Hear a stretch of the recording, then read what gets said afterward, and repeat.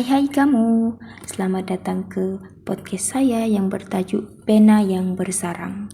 Saya Nurul Afifah yang merupakan pelajar tahun akhir dan ini merupakan e-karya podcast saya untuk FYP.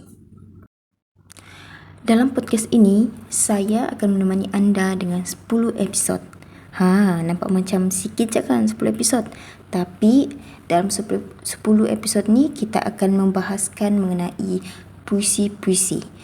Puisi-puisi ni banyaklah macam tema-temanya yang saya letak dalam setiap episod tu. Tema-temanya lain. Lepas tu saya juga akan menjemput beberapa tetamu jemputan lah untuk memeriahkan lagi suasana dalam podcast ini. Oh ya, saya lupa mau bagi tahu tajuk bagi program podcast saya ni bertajuk Pena yang Bersarang. Tapi saya ada tagline lah yang saya akan sebut setiap kali episod lah. Iaitu biar puisi yang berbicara. Nampak macam menarik kan? Jadi marilah sama-sama kita mendengar ya bentuk episod yang pertama ini. Tapi sebelum kita baca puisi, lepas tu kita bahas mengenai puisi tu kan, saya mau bagi tahulah dalam puisi ni, dalam podcast ni kita akan terbagi kepada 3 segmen. Jadi di mana 3 segmen ni dia berbezalah. Dan untuk episod pertama ni saya akan membahaskan mengenai puisi yang bertemakan tentang ketuhanan. Tuhanku, dari keheningan subuh hingga kegelapan malam, dari ribuan insan bertempat di buana, dari doa yang bertaburan di ruang cakrawala, aku salah seorang dari insan itu. Aku insan yang mengharap ar-Rahimmu dikala diri terasa tersisi, suara manusia bertempiaran membekas luka di hati. Tuhanku, kelam dunia terlihat sudah, huru-hara bermain di minda, kehidupan dunia membawa sengsara.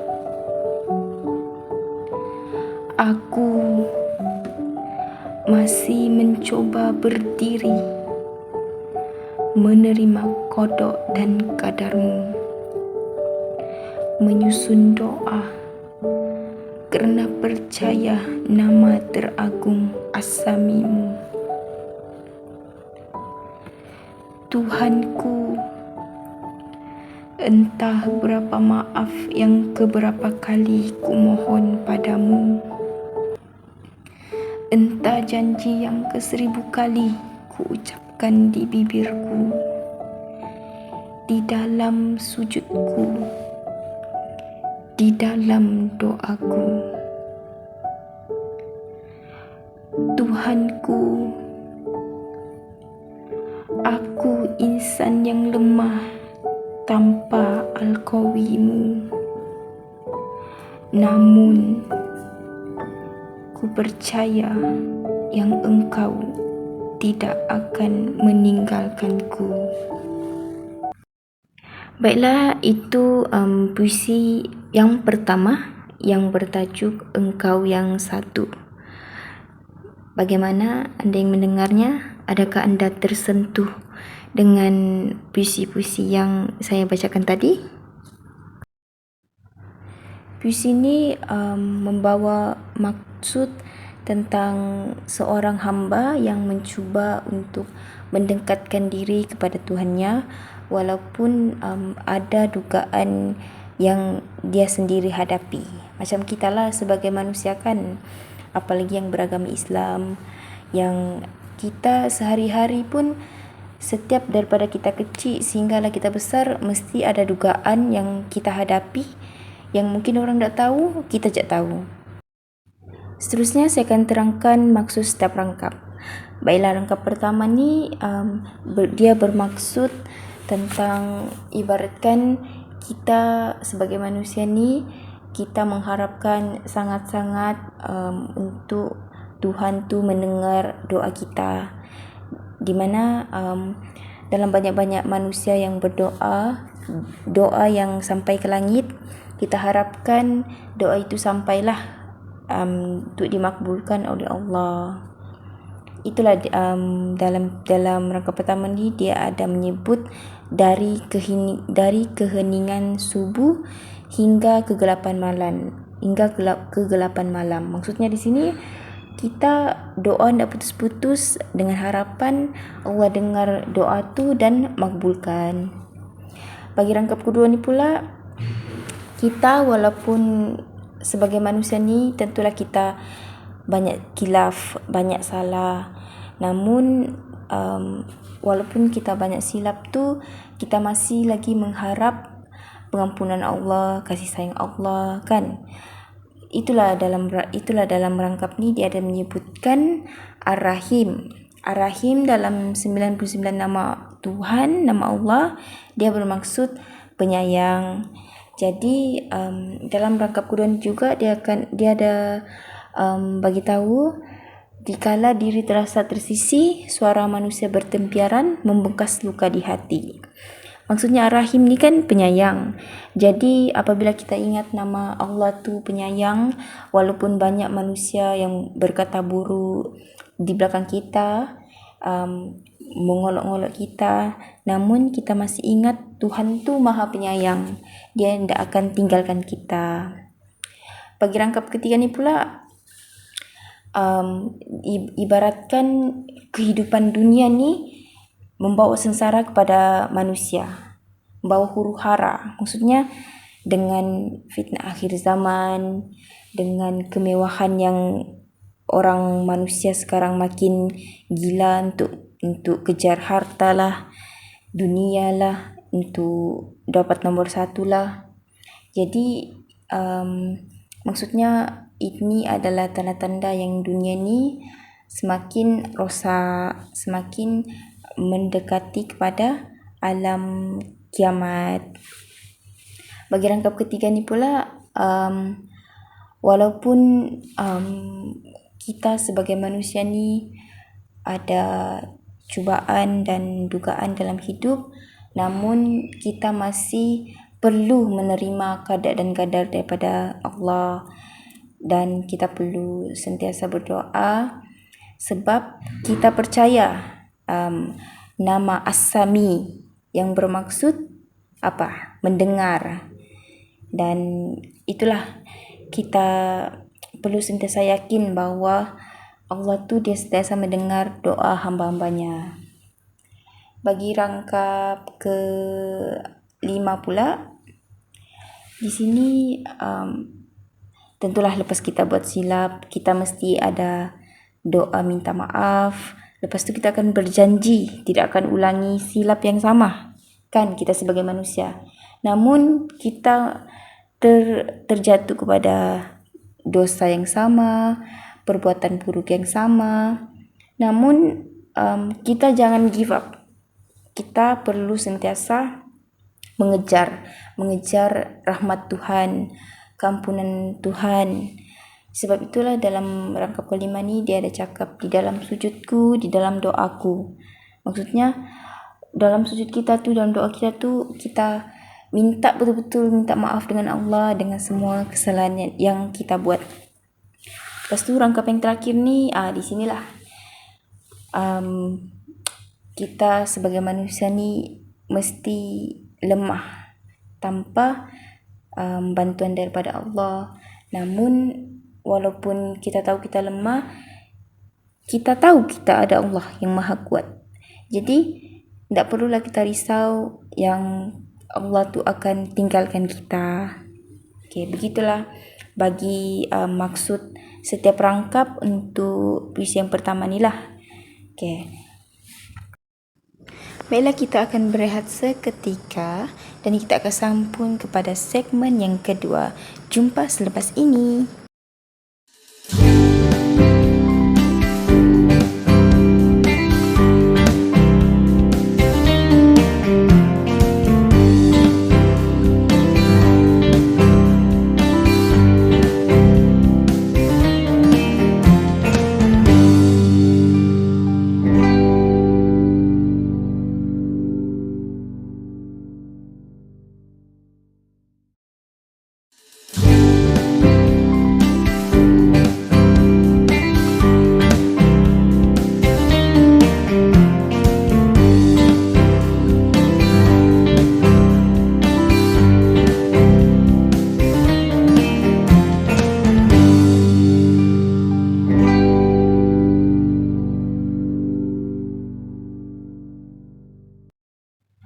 Seterusnya kita akan masuk kepada segmen kedua, di mana segmen kedua ini juga saya akan membacakan satu juga puisi yang bertemakan tentang ketuhanan yang bertajuk Dunia Khayalan. Kiri dan kanan sama saja, bermegah menunjuk ke sini sana. Hiburan dunia membutakan mata, ditegur malah memekakkan telinga. Yang di atas dipuja, yang di bawah dihina. Suruhan Tuhan tidak dipeduli, sombong dan angkuh bermaharaja lela. Azab tiba, menyesal tidak berguna. Baiklah, tadi merupakan puisi kedua bagi tema ketuhanan. Di sini saya akan menerangkan maksud bagi setiap rangkap yang terdapat pada puisi tersebut. Pada rangkap pertama, dalam puisi ini dia memberikan maksud dengan sikap manusia yang suka menunjuk-nunjuk dan juga bermegah. Seperti yang kita tahu, pada zaman kini bukan saja kita lihat di media sosial, malah realiti pun kebanyakannya ada segelintir manusia yang berperangai sedemikian. Baiklah, pada rangkap kedua, lalai dengan hiburan dunia yang sementara, dan kalau ada yang menegur pun akan manusia-manusia yang sebegini akan marah kembali, dan ada juga yang buat tidak tahu. Ini kita boleh nampaklah seperti depan mata kita, realitika ataupun di media sosial. Bagi rangkap ketiga pula, ini merupakan realiti manusia lah, di mana yang kaya tu akan disanjung dan yang miskin akan diperlegikan. Bagi rangkap keempat pula, setiap ajaran Tuhan halal dan haram tu manusia ada yang tidak peduli. Dengan ini, sikap sombong itu tertanam di dalam diri. Lepas tu apabila sudah mendapat azab tiba, contohnya kematian, muflis atau musibah yang disebabkan asbab dosa yang telah dilakukan, barulah rasa menyesal itu muncul. Dan apabila rasa menyesal itu muncul, semuanya sudah tidak bermakna. Ini merupakan maksud bagi puisi tersebutlah yang bertajuk Dunia Khayalan.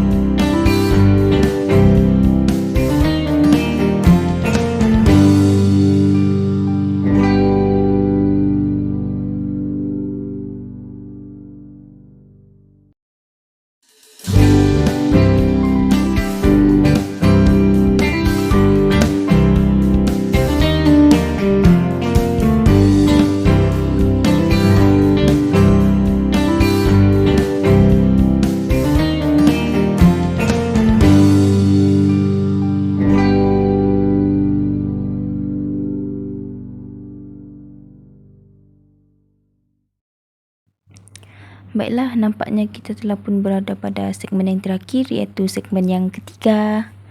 Baiklah, pada segmen ini saya akan mengupaslah tentang keseluruhan pengajaran yang ada pada kedua-dua puisi ini. Bagi saya, memandangkan saya yang ciptakan sendiri puisi ini, pengajaran yang saya dapat pada puisi ini ialah kedua-dua puisi ini dia menyentuh tentang kehidupan, keimanan dan juga nilai kemanusiaan, di mana manusia seringkali terleka dengan nikmat dunia yang sementara sehingga merupakan tanggungjawab utama sebagai hamba Tuhan. Lepas tu kesombongan dan juga sikap berbengah-begah, kecenderungan untuk memandang rendah kepada orang lain merupakan sikap negatif yang mestilah kita semua jauhi, kerana ia hanya membawa kepada kehancuran diri dan juga penyesalan di kemudian hari. Kemudian kemewahan dan juga hiburan dunia juga boleh membutakan mata dan juga hati manusia. Ialah mana tidaknya disebabkan kemewahan ini mereka lalai terhadap hakikat kehidupan yang sebenar, iaitu untuk beribadah dan juga berbuat kebaikan. Di sini kita dapat lihat pada puisi yang pertama, di mana dalam puisi ini dia ada menegur manusia yang terlalu mengejar duniawi tanpa memikirkan akibat daripada perbuatan mereka. Sikap suka menunjuk-nunjuk dan berbangga dengan apa yang dimiliki juga hanya akan membawa kepada kesombongan yang akhirnya merugikan diri sendiri. Manusia sering mengagungkan mereka yang berada di atas, sedangkan yang berada di bawah juga sering dipandang hina dan diperlakukan dengan yang tidak adil. Seperti yang kita nampak pada zaman kini lah. Hakikatnya setiap manusia itu diciptakan sama dan apa yang membezakan mereka hanyalah amal perbuatan. Jika seorang terlalu leka dengan dunia sehingga mengabaikan suruhan Tuhan juga, dengan begitu apabila tiba saatnya untuk menerima balasan, tiada lagi peluang untuk menyesal atau kembali ke masa lalu untuk memperbaiki kesilapan. Pada puisi kedua pula, ada menonjolkan berkenaan dengan kepentingan kebergantungan kita sebagai manusia kepada Tuhan dalam menjalani kehidupan yang penuh dengan dugaan dan juga cabaran, di mana dunia ini tidak akan pernah sunyi daripada kesedihan, kesengsaraan dan juga kekeliruan. Tetapi sebagai seorang manusia itu, kita haruslah sentiasa bersabar dan meletakkan sepenuhnya kepercayaan kepada kehendak dan qadar Tuhan, di mana ketika kita merasakan berseorangan atau tersisih daripada masyarakat, doa dan pengharapan kepada Tuhan itu menjadi sumber kekuatan untuk meneruskan kehidupan. Setiap ujian diberikan pasti mempunyai hikmahnya, dan mereka yang bersabar serta percaya kepada ketentuan ilahi tentunya akan memperoleh ketenangan dalam menghadapi sebarang rintangan di dalam hidup. Jadi secara keseluruhannya, kedua-dua puisi ini dapat mengingatkan manusia agar tidak terlalu mengejar kesenangan dunia sehingga melupakan tujuan hidup yang sebenar, di mana kita perlulah ingat bahawa harta, kedudukan dan juga hiburan itu hanyalah sementara, sedangkan nilai ketakwaan dan juga keimanan adalah bekalan yang akan membawa kita ke arah kehidupan yang lebih bermakna. Kita juga harus menghindari sikap sombong dan angkuh, di mana kedua-dua sikap ini merupakan sikap negatif yang tidak seharusnya lah ada pada seorang manusia tu. Sebab kalau kedua-dua sikap ni ada, maka hancurlah manusia tersebut.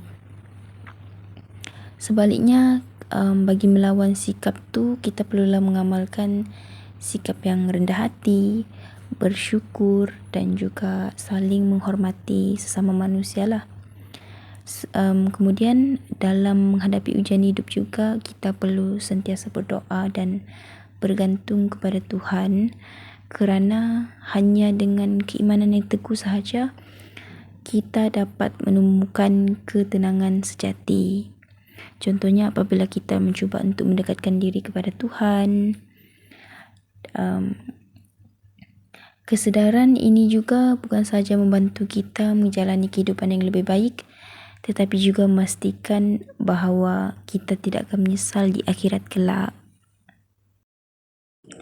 Baiklah, apabila menyentuh tentang ketuhanan ini sendiri, sebenarnya ianya amat dekatlah kita sebagai seorang manusia, apatah lagi bergelar Muslim, disebabkan bila sentuh pasal ketuhanan ni pasti akan relate dengan kehidupan kita sendiri. Maksudnya dalam Islam tu sendiri dia ada mengajar tentang ketaatan kepada Tuhan, ibu bapa dan sebagainya lah yang perlu dipatuhi. Dan sejujurnya apabila saya buat kedua-dua puisi ni dan saya bacakan dan saya berikan maksudnya sendiri, sebenarnya memberikan pengajaran dan juga kesedaran kepada kita sendiri, terutamanya yang beragama Islam, untuk menjadikan ketaatan kepada Tuhan tu nombor satu dalam kehidupan, barulah yang lain-lainnya.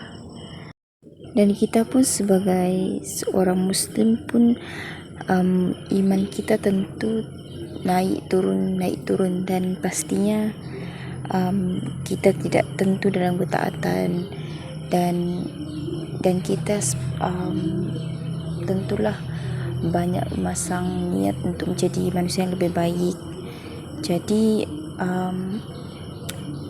tentang tema ketuhanan ni dia amat besar dalam kehidupan kita sebagai seorang manusia, sebab tanpa Tuhan maka kita sebagai manusia tu akan terumbang-ambing, tiada hala tuju.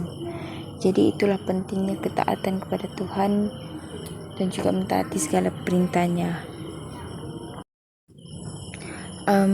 Sebab saya letak tema ketuhanan ni episod pertama, sebab saya rasa tema ketuhanan dia sangat dekat dengan kita.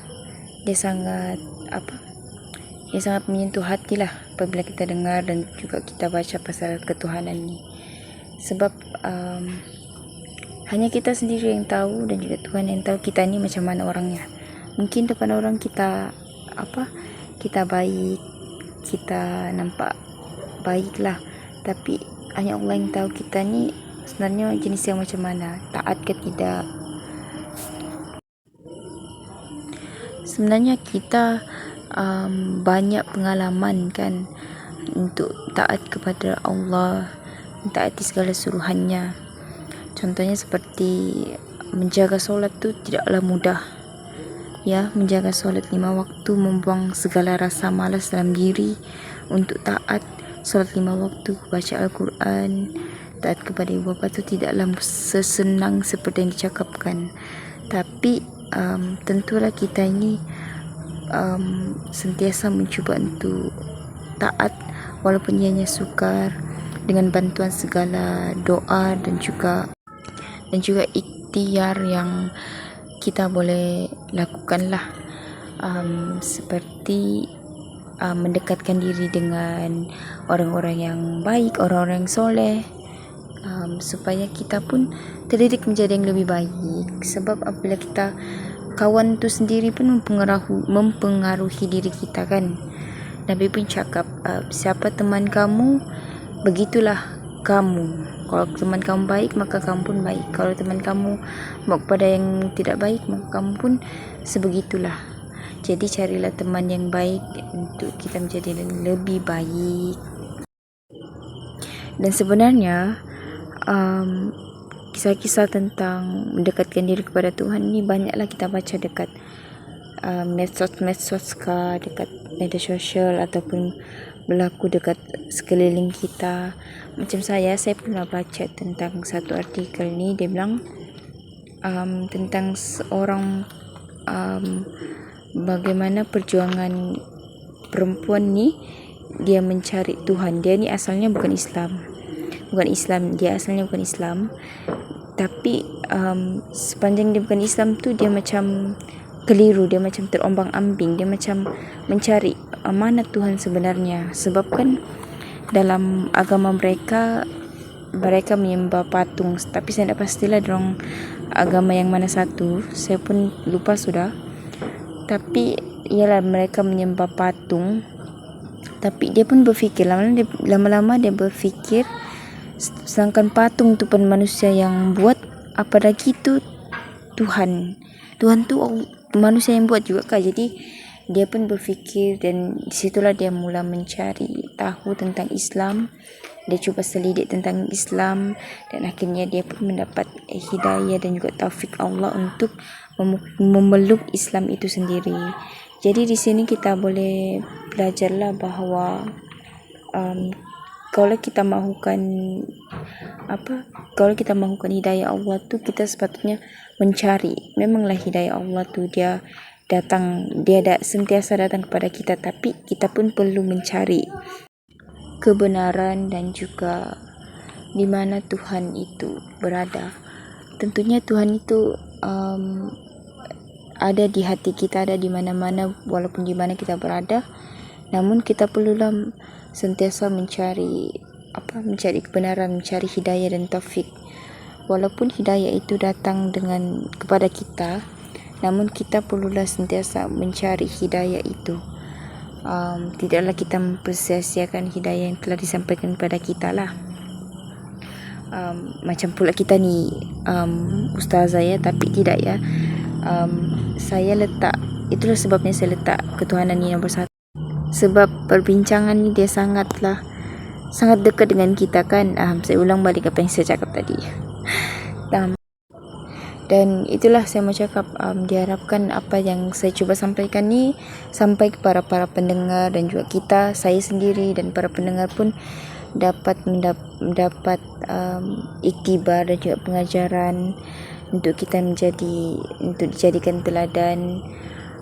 Dan sentiasa ingat bahawa walaupun kita ni kurang baik, tapi kita perlulah sentiasa untuk menjadi yang lebih baik hari demi hari, mendekatkan diri kepada Tuhan, sentiasa berdoa, dan juga ikhtiar tu paling penting lah, ikhtiar. Sebab tanpa ikhtiar hanya doa aja takkan berlaku kan. Jadi kita sentiasa perlu berikhtiar untuk mendekatkan diri kepada Tuhan. Baiklah, nampaknya kita telah pun tiba kepada penghujung podcast pada episod yang pertama ini, di mana kita telah menyentuh tentang tema ketuhanan, dan kita telah membahaskan dan membacakan 2 puisi, dan kita juga telah memberikan maksud dan juga pengajaran yang ada pada setiap puisi tersebut. Diharapkan para pendengar mendapat iktibar dan juga pengajaran yang ada untuk dijadikan teladan, dan juga pengajaran lah dalam kehidupan kita sebagai manusia. Baiklah, nampaknya kita telah pun sampai kepada penghujung episod yang pertama. Jangan lupa untuk saksikan dan dengarkan episod saya yang seterusnya. Ada 9 episod lagi yang tentunya menarik, di mana saya akan jemput tetamu lah untuk memeriahkan lagi suasana podcast saya. Sebab kalau macam sendiri ni macam sunyi je kan. Jadi saya jemputlah rakan-rakan saya, rakan-rakan terdekat saya untuk bercerita mengenai setiap tema tu. Dorang pun akan baca puisi, dan dorang pun akan selit-selitkan lah yang berkaitan dengan tema yang kita akan bincangkan di setiap episod tu. Baiklah, sampai jumpa lagi. Assalamualaikum. Bye-bye.